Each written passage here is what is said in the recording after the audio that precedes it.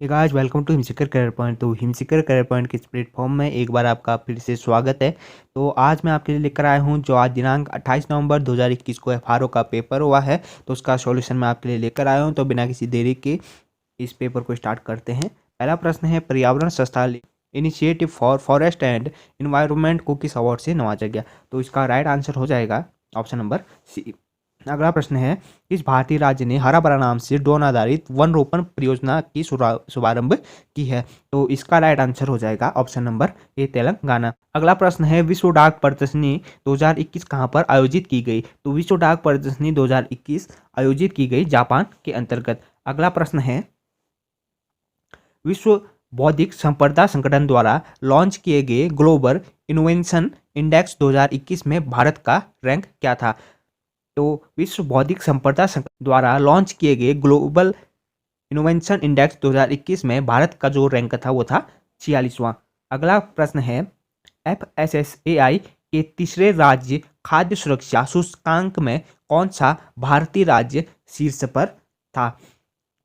पर है? तो इसका ऑप्शन नंबर डी, गुजरात, इसका क्या होगा? राइट आंसर हो जाएगा। अगला प्रश्न है, ई वेस्ट से निपटने के लिए आईआईटी मद्रास द्वारा विकसित एक ऑनलाइन प्लेटफॉर्म का नाम है। तो ई वेस्ट से निपटने के लिए आईआईटी मद्रास द्वारा ई सोर्स नामक एक ऑनलाइन प्लेटफॉर्म क्या करा गया, विकसित किया गया है। अगला प्रश्न है, भारतीय रिजर्व बैंक द्वारा शुरू किया गया एफ आई इंडेक्स संबंधित है। तो भारतीय रिजर्व बैंक द्वारा शुरू किया गया FI इंडेक्स संबंधित है फाइनेंशियल इक्विजन से। अगला प्रश्न है, निम्नलिखित में से कौन 100% कोविड-19 टीकाकरण लक्ष्य प्राप्त करने वाला पहला शहर बना है? तो निम्न में से भुवनेश्वर 100% जो है टीकाकरण लक्ष्य प्राप्त करने वाला भारत का क्या है, पहला शहर बना है।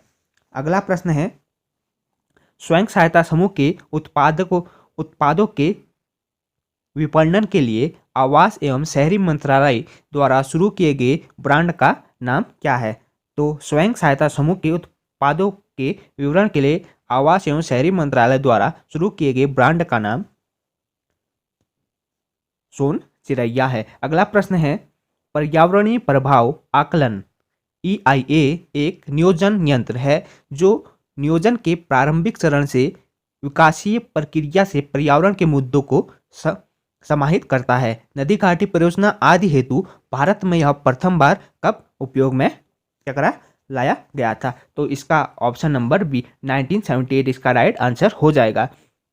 अगला प्रश्न है, नर्मदा ब्रांडेड रम ठाने किस देश की पहली महिला प्रधानमंत्री क्या हुई है, नामित हुई है? तो इसका राइट आंसर हो जाएगा न्यूजीलैंड, ऑप्शन नंबर बी। अगला प्रश्न है, कारीगरों को सशक्त बनाने और हस्तशिल्प के क्षेत्र में मजबूत करने के लिए किस संगठन ने एक online portal my E heart launch किया है? तो इसका राइट आंसर हो जाएगा HCL foundation, option number D. अगला प्रश्न है, जून 2021 में माइक्रोसॉफ्ट के अध्यक्ष के रूप में किसे नियुक्त किया गया है? तो जून 2021 में माइक्रोसॉफ्ट के अध्यक्ष के रूप में सत्या नडेला, ऑप्शन नंबर ए को क्या करा गया है, नियुक्त किया गया है। अगला प्रश्न है, भारत का सबसे बड़ा तैरता सौर ऊर्जा संयंत्र किस राज्य में स्थापित किया गया है? मोस्ट इंपोर्टेंट प्रश्न है। हाल ही में जो है SSC के एग्जाम में भी यह प्रश्न बार बार पूछा जा रहा है। तो इसका option number B, Andhra Pradesh का राइट आंसर हो जाएगा। अगला प्रश्न है, भारत रत्न से सम्मानित उत्तराखंड की एकमात्र विभूति का नाम बताइए। तो भारत रत्न से सम्मानित उत्तराखंड की एकमात्र विभूति गोविंद बल्लभ पंत जी हैं। अगला प्रश्न है, टिहरी रियासत का भारतीय संघ में विलीनीकरण वर्ष किस वर्ष में हुआ था? तो टिहरी रियासत का भारतीय संघ में विलीनीकरण सन 1949 ईस्वी में हुआ था। अगला प्रश्न है, उत्तराखंड की सबसे लंबी नदी कौन सी है? तो उत्तराखंड की सबसे लंबी नदी काली नदी है। अगला प्रश्न है, रामायण को किस वर्ष विश्व विरासत घोषित किया गया था? तो रामायण को 2009 में विश्व विरासत घोषित किया गया था। अगला प्रश्न है, गणिका नाटक के लेखक कौन है? तो गणिका नाटक के लेखक हैं ऑप्शन नंबर ए मौलाराम। अगला प्रश्न है अवतार सिंह पवार प्रसिद्ध है। एक अवतार सिंह पवार का संबंध किससे है हमने इसमें बताना है, तो वह है मूर्तिकार। अगला प्रश्न है नागेंद्र सकलानी किस तिथि को शहीद हुए थे? तो इसका राइट आंसर हो जाएगा 11 जनवरी 1948 ऑप्शन नंबर सी। अगला प्रश्न है इकोनॉमिक्स इंटेलिजेंट यूनिट द्वारा जारी किए गए सुरक्षित शहरों के सूचकांक 2021 में किस शहर को दुनिया का सबसे सुरक्षित शहर घोषित किया गया है? तो ऑप्शन नंबर सी कोपोन हैंग्स को दुनिया का सबसे जो है सुरक्षित शहरों के सूचकांक 2021 में टॉप शहरों में घोषित किया गया है। अगला प्रश्न है सुनील लुन्ना के इस्तीफे के बाद ब्रॉडकास्ट ऑडिएंस रिसर्च काउंसिल का सीईओ किसे नियुक्त किया गया है? तो नकुल चोपड़ा को सुनील लुन्ना के इस्तीफे के बाद ब्रॉडकास्ट ऑडिएंस रिसर्च काउंसिल का जो है सीईओ नियुक्त किया गया है। अगला प्रश्न है प्रश्न नंबर 24। उत्तराखंड उच्च न्यायालय ने सबसे पहले किस नदी को जीवित प्राणी का दर्जा दिया गया था? तो उत्तराखंड उच्च न्यायालय द्वारा सबसे पहले गंगा नदी को क्या करा था? जीवित प्राणी का दर्जा दिया गया था। अगला प्रश्न है पुरोला में उत्खनन यज्ञ वेदिका स्थल पर किस वंश के से संबंधित तांबे का सिक्का प्राप्त हुआ था? तो इसका राइट आंसर हो जाएगा कुलिंद। अगला प्रश्न है उत्तराखंड में प्राप्त सबसे प्राचीन अभिलेख निम्नलिखित में से कौन सा है? तो उत्तराखंड में प्राप्त सबसे प्राचीन अभिलेख है पांडुकेश्वर। अगला प्रश्न है उत्तराखंड के किस जनपद का भौगोलिक क्षेत्रफल सर्वाधिक है? तो उत्तराखंड में चमोली जनपद का भौगोलिक क्षेत्रफल क्या है? सर्वाधिक है। अगला प्रश्न है पुरस्कृत फिल्म देवभूमि का निर्देशन किसने किया था? तो पुरस्कृत फिल्म देवभूमि का निर्देशन किया था गौरान पैसकेलिविच ने। अगला प्रश्न है उत्तराखंड में विकास खंडों की संख्या हमने इसमें बतानी है। तो उत्तराखंड में टोटल विकास खंडों की संख्या है 95। अगर बात करता है तहसीलों की तो उत्तराखंड में तहसीलों की संख्या है 110। अगला प्रश्न है निम्नलिखित में से कौन एक खिलाड़ी उत्तराखंड से नहीं है? तो इनमें से हमने बताना है कि कौन सा खिलाड़ी उत्तराखंड से संबंधित नहीं है। तो option number A Lalit Upadhyay. अगला प्रश्न है निम्नलिखित में से कौन सा वन्य जीव विहार हिम तेंदुए के संरक्षण हेतु प्रसिद्ध है? तो इनमें से जो है हमने बताना है कि कौन सा वन्य जीव विहार हिम तेंदुए के संरक्षण के लिए प्रसिद्ध है। तो इसका option number C right answer हो जाएगा। अगला प्रश्न है हैली नेशनल पार्क की स्थापना किस वर्ष में की गई थी? तो हैली नेशनल पार्क जिसे वर्तमान में कार्बन नेशनल पार्क भी कहते हैं, तो 1936 को इसकी स्थापना की गई थी। अगला प्रश्न है निम्नलिखित में से किस ताल में मानव कंकाल पाए गए हैं? तो रूपकुंड में क्या हुए हैं? मानव कंकाल पाए गए हैं। अगला और 34वां प्रश्न है उत्तराखंड में वनराजी जनजाति किस जनपद में निवास करती है? Option number B Pithoragarh. अगला और 35वां प्रश्न है ब्रह्मांड किस वर्ष नई दिल्ली में गणतंत्र दिवस की परेड में उत्तराखंड की झांकी का हिस्सा बना हुआ था? तो ऑप्शन नंबर ए 2016 में। अगला प्रश्न है भारत में सर्वोच्च न्यायालय में न्यायाधीश रहने वाले उत्तराखंड के प्रथम न्यायविद कौन थे? तो ऑप्शन नंबर बी न्यायमूर्ति प्रफुल्ल चंद्र पंत इसका राइट आंसर हो जाएगा। अगला प्रश्न है नेहरू पर्वतारोहण संस्था कहाँ पर स्थित है? तो नेहरू पर्वतारोहण संस्था उत्तरकाशी जिले में स्थित है। निम्नलिखित में से कौन पुरुषार्थ के संपादक थे? तो पुरुषार्थ के संपादक थे Girijadatt Naithani. Option number B. अगला प्रश्न है उत्तराखंड के उस जिले का नाम बताओ जहां कार्तिक स्वामी मंदिर स्थित है। तो हमने बताना है कि कार्तिक स्वामी मंदिर कहाँ पर स्थित है। तो रुद्रप्रयाग में कार्तिक स्वामी मंदिर स्थित है। Option number C. अगला 40वां प्रश्न है होली हिमालय पुस्तक के लेखक का नाम बताइए। होली हिमालय पुस्तक के लेखक का नाम है E Sherman Oakley. Option number B. अगला प्रश्न है कुमाऊं का अंतिम चंद राजा कौन था? तो 41वें का हो जाएगा Mahesh Chandra. Option number B.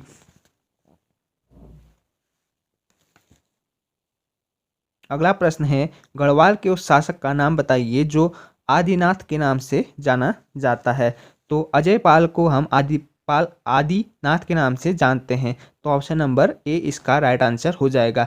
अगला 43वां प्रश्न है देवभूमि देहरादून किस वर्ष रेल मार्ग से जुड़ा? तो देहरादून सन 1900 ईस्वी में रेल मार्ग से जोड़ा था। तो ऑप्शन नंबर बी इसका राइट आंसर हो जाएगा। अगला प्रश्न है खतलिंग हिमानी किस नदी का उद्गम है? तो इसका राइट आंसर हो जाएगा भिलंगना, ऑप्शन नंबर सी। अगला और 45वां प्रश्न है उत्तराखंड में खड़ी बोली के पहले कवि कौन थे? तो उत्तराखंड में खड़ी बोली के पहले कवि थे लोकरत्न पंत गुमानी, ऑप्शन नंबर सी इसका राइट आंसर हो जाएगा। अगला प्रश्न प्रसाद डबराल चरण जाने जाते हैं एक इतिहासकार के रूप में। अगला 47वां प्रश्न है उत्तराखंड में दूसरी सबसे ऊंची चोटी कौन सी है? तो उत्तराखंड में दूसरी सबसे ऊंची चोटी है कामेट, प्रथम है नंदा देवी। उत्तराखंड राज्य का सबसे लंबा हिमनद कौन सा है? तो उत्तराखंड राज्य का सबसे लंबा हिमनद है गंगोत्री, ऑप्शन नंबर डी इसका राइट आंसर हो जाएगा। अगला प्रश्न है 49वां प्रश्न है। अब यहाँ से स्टार्ट होते हैं हमारे जनरल साइंस के प्रश्न। तो प्रश्न है स्टेनलेस स्टील में उपस्थित तत्वों का बढ़ता हुआ क्रम जो है हमने यहाँ पर से बताना है। तो इसका जो है राइट आंसर मेरे हिसाब से ऑप्शन नंबर सी हो जाएगा। इसको आप एक बार चेक कर लें और कमेंट बॉक्स में जो है अपना आंसर यहाँ पर दें। अगला 50वां प्रश्न है हंसाने वाली गैस का नाम या लाफिंग गैस का नाम हमने बताना है। तो इसका ऑप्शन होगा nitrous oxide, option number D. अगला और 51वां हमारे पास प्रश्न है निम्नलिखित में से दाब को निरूपित करता है? तो हमने इसमें से बताना है कि दाब को कौन सा निरूपित करता है।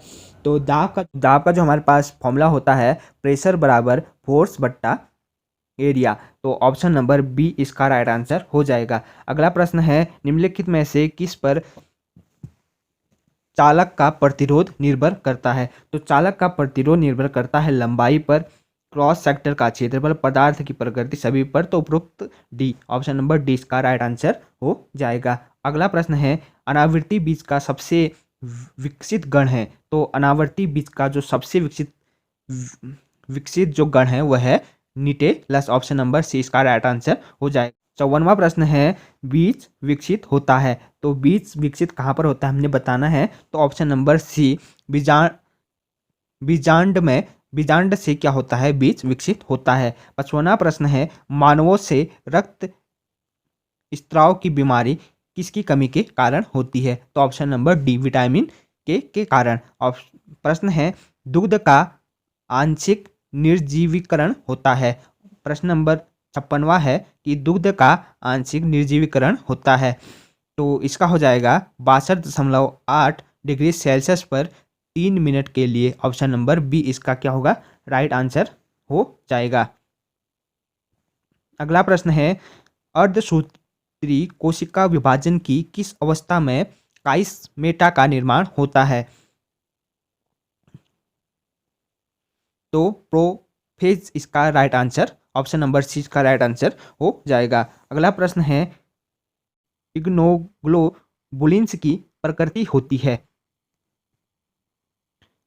तो प्रोटीन की। तो इसका ऑप्शन नंबर ए इसका राइट आंसर हो जाएगा। अगला प्रश्न है निम्नलिखित में से कौन सी प्राथमिक मेमोरी है? तो हम रैम को क्या कहते हैं प्राथमिक मेमोरी कहते हैं। तो ऑप्शन नंबर ए इसका राइट आंसर हो जाएगा। अगला प्रश्न है म्यूकरमाइकोसिस रोग इसमें इसके द्वारा होता है? तो हमने बताना है म्यूकरमाइकोसिस रोग किसके कारण होता है? तो कवक के द्वारा यह रोग होता है, ऑप्शन नंबर ए इसका राइट आंसर हो जाएगा। 61वां प्रश्न है इनमें से किस जंतु में 3 हृदय व नीला रंग होता है?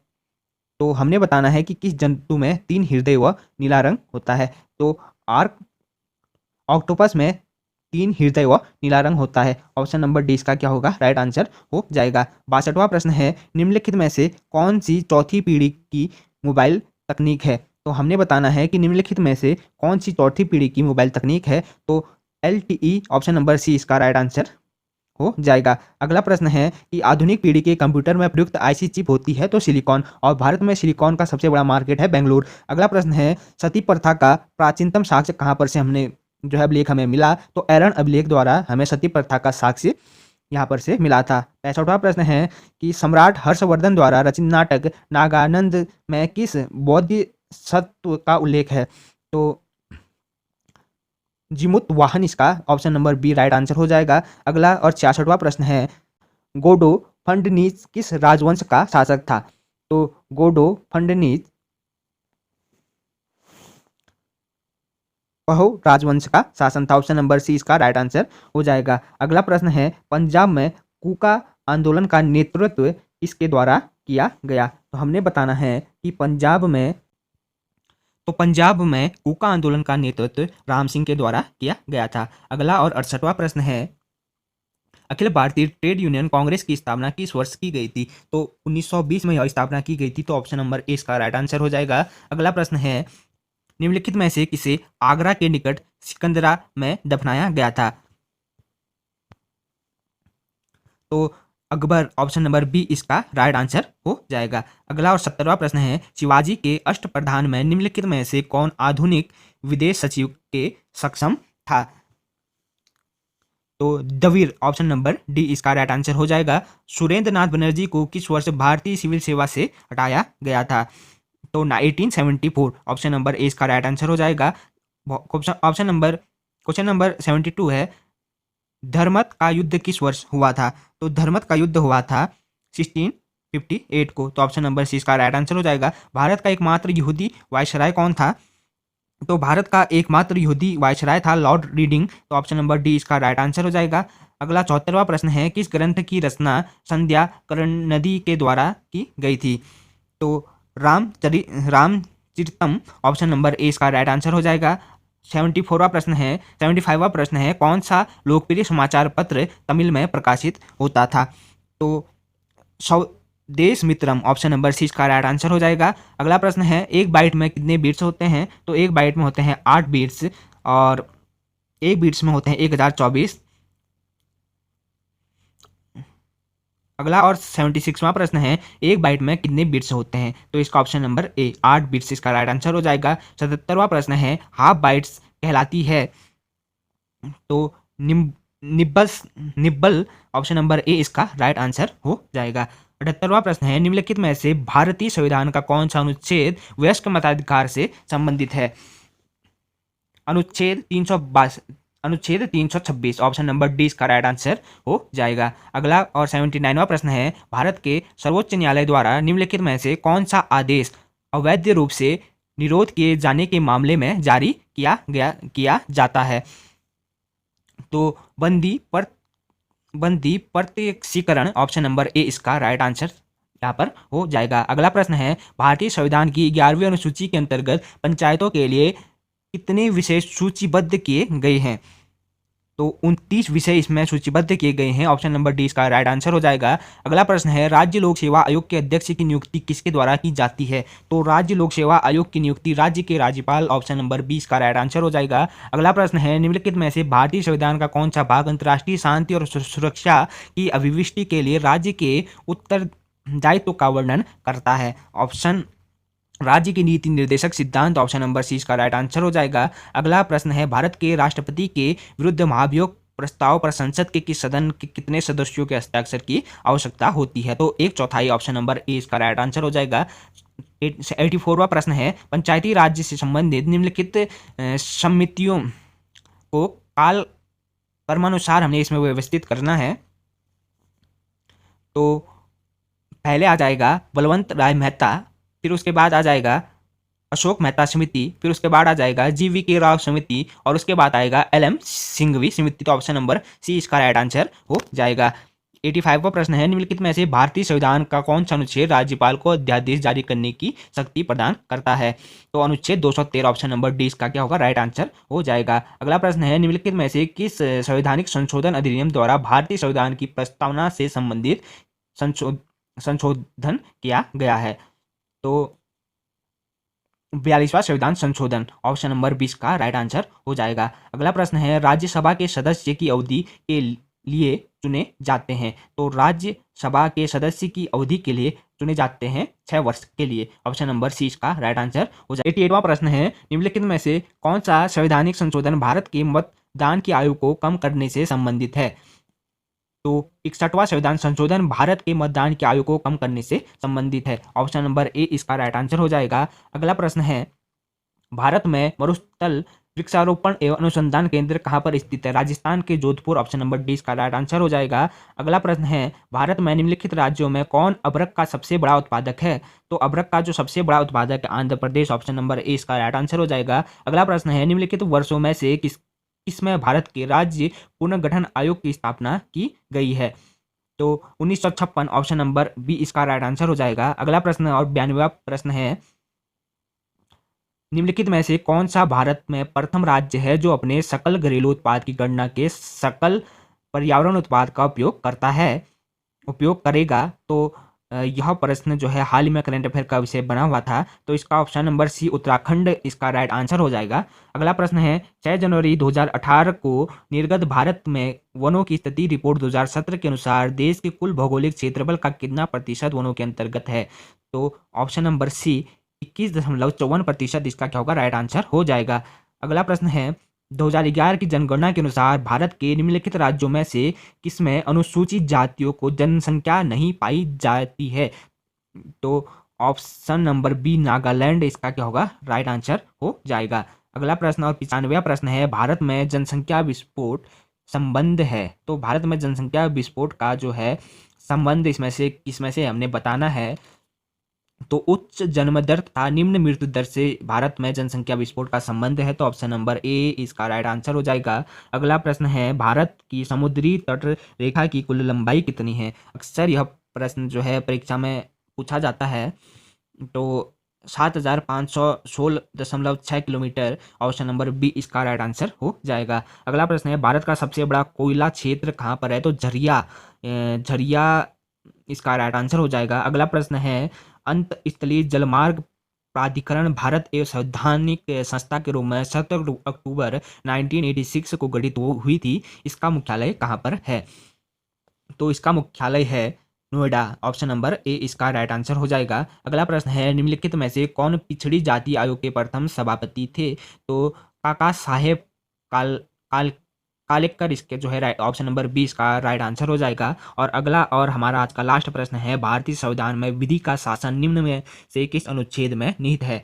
तो अनुच्छेद 14 इसका राइट आंसर हो जाएगा। अगले जो हमारे पास रीजनिंग और मैथ्स के जो 50 प्रश्न हैं, तो सुबह तक हम इसको अपलोड कर लेंगे।